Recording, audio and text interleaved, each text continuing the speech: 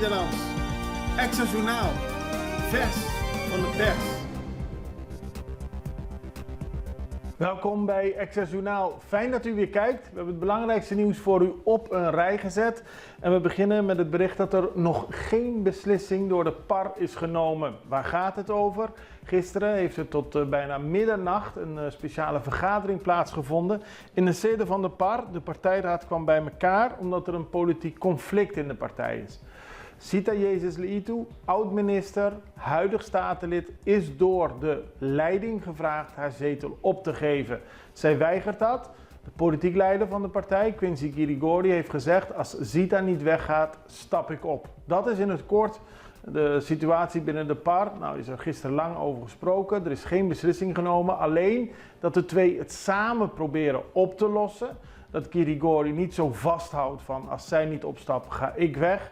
En de bedoeling is dat er maandag meer duidelijkheid komt. Maar dat was het resultaat van een lange vergadering die vele uren duurde. De partij wil rebranden, een andere richting op. Ze had al in 2021 na de verkiezingen aan Sita Jezus Leitu gevraagd haar zetel niet in te nemen. Zij zegt: het is een democratisch recht, ik geef het niet op. Maar wat er natuurlijk dreigt is dat als de partij vasthoudt aan haar verzoek, Sita Jezus Leitu weggaat met haar zetel en onafhankelijk wordt in de Staten. En dat is niet iets wat de partij graag wil. Wordt vervolgd, en extra was er gisteren bij, tot diep in de nacht om verslag te doen over de situatie. Plasticwet aangenomen, dat gebeurde gisteren in het parlement van Curaçao met 13 stemmen voor en 0 tegen. De PAR-fractie was elders, want die had een speciale vergadering van de partijraad. En ook andere parlementariërs zijn niet aanwezig op Curaçao. Dus er waren 13 mensen, die stemden allemaal voor. En dat betekent dat er een wet is aangenomen die, als die eenmaal is gepubliceerd, na 9 maanden ervoor zorgt dat er geen gebruik mag worden gemaakt van eenmalige plastic verpakkingen, schuimverpakkingen, plastic bestek, plastic zakken en dergelijke. Dat mag dan niet meer. Alleen bijvoorbeeld plastic zakken die biologisch afbreekbaar zijn. Giselle McWilliam is de grote initiator van deze wet. Ze is ook bijgestaan later door Charles Plet. En ze heeft er hard aan gewerkt om te zorgen dat Curaçao nu deze wet heeft. Maar het is dus wel als laatste van alle 6 Caribische eilanden van het Koninkrijk. Volgens haar moet er nu worden gewerkt aan een visie op duurzaamheid door Curaçao. Dan gaan we over naar het onderwerp Sylvania wil meer samenwerken. Dat gaat over de minister van Gezondheidszorg, Javier Sylvania. Die heeft een brief gestuurd aan de verschillende organisaties in de geestelijke gezondheidszorg op Curaçao. Hij wil met ze vergaderen op 25 maart. En de bedoeling is om tot een betere samenwerking te komen. Er moet een hervorming plaatsvinden waarbij er budgetneutraal meer gebruik kan worden gemaakt van alles wat er nu mogelijk is binnen de geestelijke gezondheidszorg. Er zijn zaken die niet goed lopen en door samen te werken, samen te zitten, zou dat allemaal verbeterd moeten worden. Dat is tenminste de bedoeling van de minister.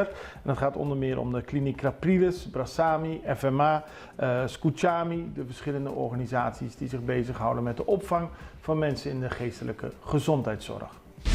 Derde arrestatie voor moord op Deca Arindel. Het gaat volgens de politie al om de derde arrestatie. De derde man die opgepakt is op verdenking van betrokkenheid bij de moord op Francisca Arandel. Haar lichaam werd gevonden op 29 februari in de Mondi bij Westpunt. Op 5 maart heeft de politie de eerste verdachte aangehouden. 10 dagen later de tweede. Allebei werden aangehouden in een minimarket aan de Gosieweg. En gisteren is een 24-jarige man aangehouden in de Calle Barinas. In de zaak zijn verschillende huiszoekingen verricht. Er zijn ook verschillende zaken in beslag genomen. Maar de politie laat niet veel meer weten dan dat ze bezig zijn met het onderzoek en dat dat nog voorlopig voortduurt. Operatie Simang Santu begint op 27 maart. Het is een grote samenwerking waarbij verschillende organisaties betrokken zijn. De politie, de brandweer, het ministerie van Gezondheid, de ambulancedienst, de kustwacht, het toerismebureau, Politour, het ministerie van Economische Ontwikkeling, Celicor, Rode Kruis en Yantiel Security. Dat betekent dat al het organiseren heel veel tijd in beslag neemt. Maar het gaat er allemaal om dat de mensen en de toeristen op Curaçao in de lange paasweekend gebruik kunnen maken van de stranden en dat op een veilige manier. Veel controle, zorgen dat er overal mensen zijn die in kunnen grijpen als er iets misgaat. Maar vooral om mensen te kunnen laten genieten van de mooie stranden van ons eiland. Dus de operatie wordt weer gestart en de organisaties zijn klaar daarvoor. Dan gaan we naar Curaçao, wint tegen Hull City. De nationale selectie van Curaçao heeft met 1-0 gewonnen tegen Hull City, dat uitkomt in de Championship van Engeland. Het is een mooie opsteken voor de bondscoach Dick Advocaat. Zijn eerste wedstrijd, vriendschappelijke wedstrijd weliswaar, in Turkije met 1-0 gewonnen. En het doelpunt werd gemaakt door Rangelo Janga, 10 minuten voor tijd van 10 minuten voor rust, dus in de 35e minuut. Zondag speelt Curaçao tegen Alanyaspor en dat is de volgende vriendschappelijke wedstrijd onder Dick Advocaat. Dan gaan we naar Amsterdam. Ook Sint Maarten aanwezig op de carrière-dagen in de RAI. De RAI heeft nu de carrière-dagen en dat is het grootste carrière-evenement van Nederland en de Dutch Caribbean. Voor bijna of helemaal afgestudeerde mbo'ers, hbo'ers en universitair studenten en young professionals. Die krijgen daar de mogelijkheid om te zien wat voor banen er voor hen zijn. Sint Maarten is aanwezig, die zoekt talentvolle mensen om mooie mogelijke vacatures te bespreken. Er zijn ook uit Curaçao verschillende instellingen, maar dat geeft aan dat men bezig is om te zorgen dat de young professionals ook deze kant op komen. Behalve veel informatie is er ook veel entertainment. Dionne Staks presenteert, Dries Roelvink treedt op, Marco Schuitmaker en uit Curaçao wordt Kilate Tesla overgevlogen om daar op te treden. Wij gaan even naar een break en zijn zo bij u terug.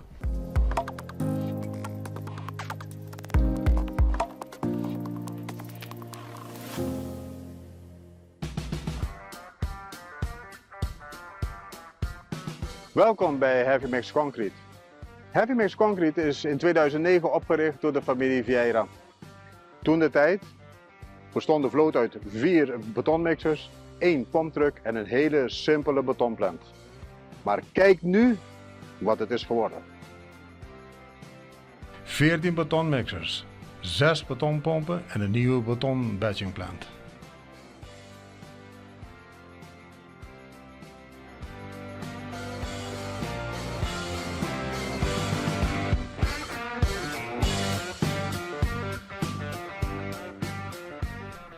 Bij onze nieuwe batchingplant vindt de menging plaats in de mixer van de betoncentrale en niet in de truckmixer.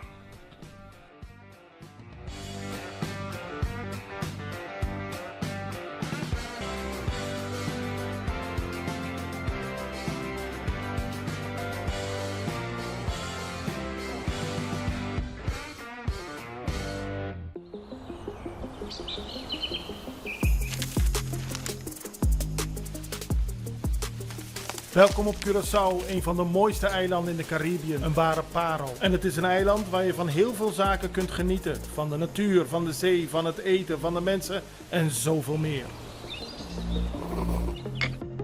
Curaçao is een eiland waar heel veel gebeurt op het gebied van politiek, cultuur, sport en zoveel meer. En Extra Journaal brengt het belangrijkste nieuws van Curaçao. Maar we hebben ook aandacht voor al het nieuws op Bonaire en Aruba en op de bovenwinden, Saba, Sint Maarten en Sint Eustatius. En we belichten al het nieuws van alle kanten. Het nieuws is duidelijk, actueel en vers van de pers. Extra Journaal, elke werkdag op Salto. Op Curaçao zijn we de hele dag bezig met het maken van Extra Journaal. Volg ons op je favoriete Amsterdamse zender, Tauro.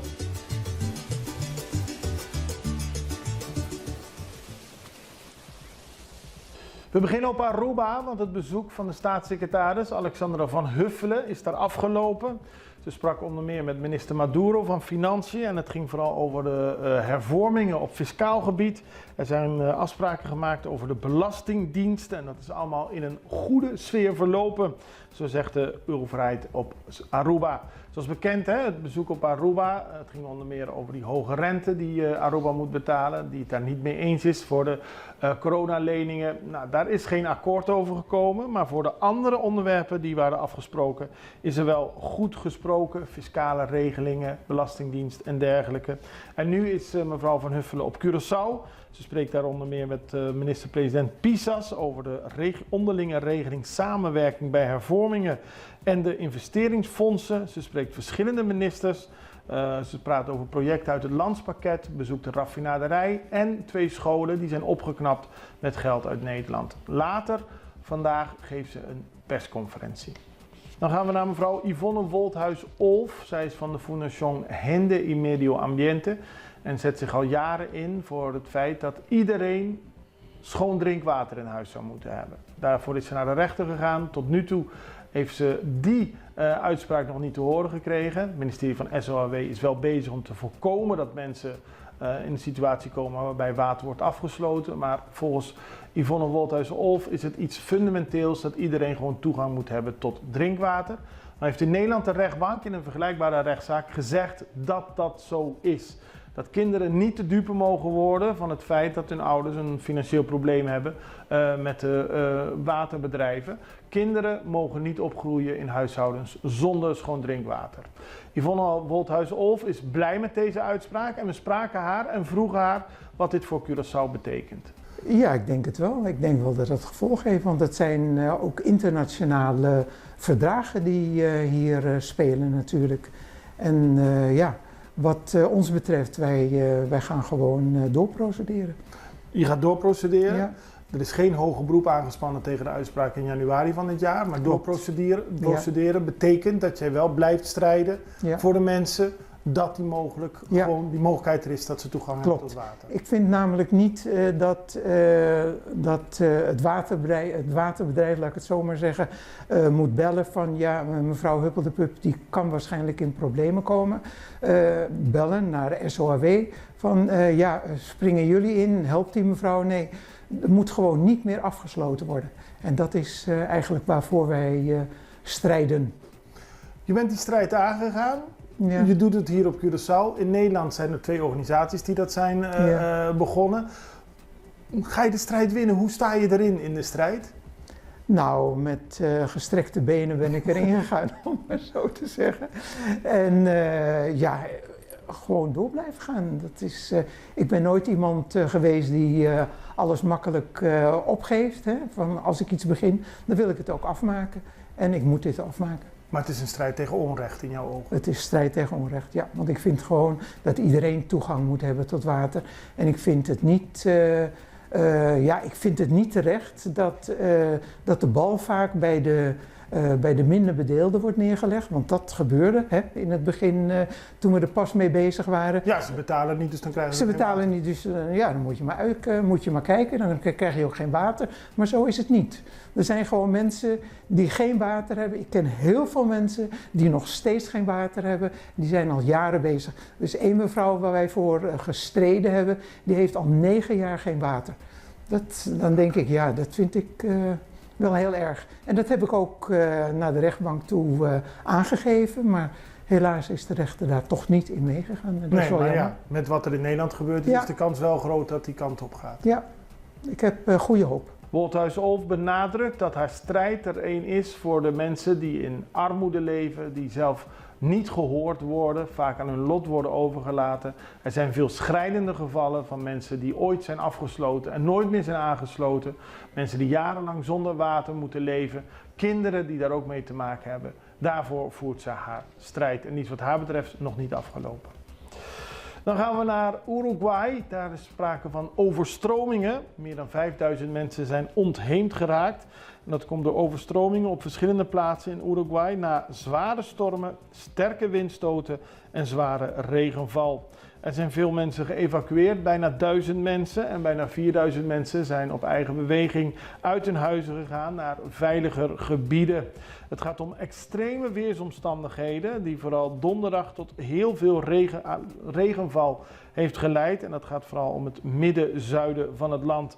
Er wordt gemeten dat er heel veel regen is gevallen en men kijkt de situatie aan. Maar behalve de regenval gaat het dus ook om erg hoge windstoten. Uruguay zorgt ervoor dat de mensen die nu uit hun huis zijn verdreven zo goed mogelijk worden opgevangen en wij houden het voor u in de gaten. Daarmee zijn we aan het einde gekomen van deze aflevering van Access Journaal. Ik wil u een heel prettig weekend wensen. Wij zijn er maandag weer en ik hoop u ook. Het allerbeste, tot ziens. Dag.